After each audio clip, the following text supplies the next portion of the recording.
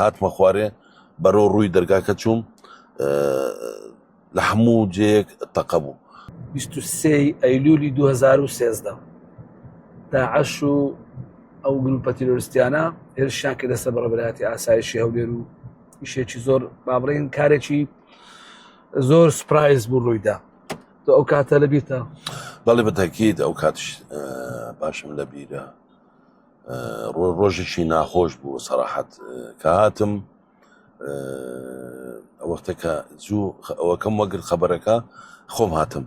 ئەو ئێستا کە تازە بە پێش ئاسایشی هەولێر داهاتین کە هاتم دابەزیم تەقەچی ئێزگار زۆر بوو لەبەرەوەی ئاسایشەکان زەحمەت بوو لۆیان کە سێ بوون چوار بوون هە لە سیارە دابەزی بوون و ڕویان لە ناو ئاسایشی هەولێر کرد بە تەقە و بەوە ئامانجیان زۆر شت بوو.